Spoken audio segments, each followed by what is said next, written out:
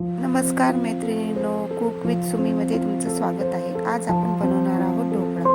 याच्यासाठी आपल्याला अर्धा ग्लास पाणी, साखर 4 चमचे, सायट्रिक ॲसिड, मीठ आणि तेल लागणार आहे. हे सगळं मिश्रण आपण एकत्र करून घेऊयात.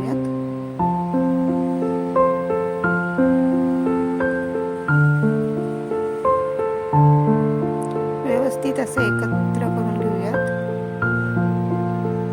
यामध्ये छोटंसं चिमूटभर हळद घालूयात. पुन्हा मिक्स करून घेऊयात. यामध्ये बेसन 1 वाटी घालूयात.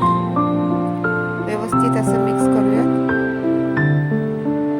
हे पहा मिक्स झालेलं आहे.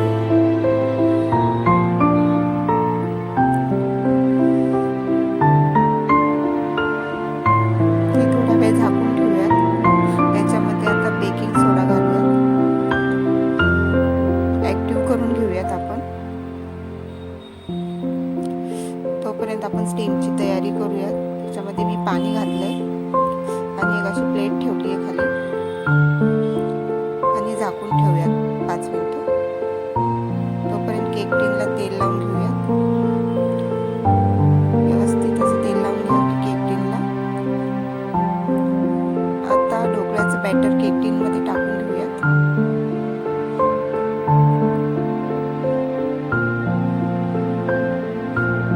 एक 2 वेळा स्टॅप करा. असं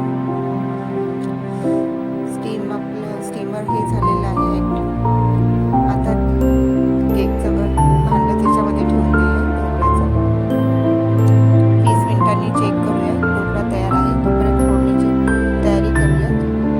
तेलामध्ये थोडंसं मोहरी आणि जिरे घातले. मी पाणी घातले. 2 चमचे साखर, मीठ घातले चवीनुसार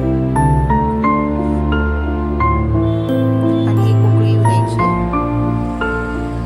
हे पहा ढोकळा आपला थंड झालेला आहे. कट करून घेऊयात. यावर आता आपण तयार केलेली फोडणी घालूयात. वरून थोडेसे तीळ घालूयात. कोथिंबीर घालूयात आणि हा आपला ढोकळा खाण्यासाठी तयार आहे. बघू शकता तुम्ही किती मस्त झालाय. चवीलाही खूप छान लागतो.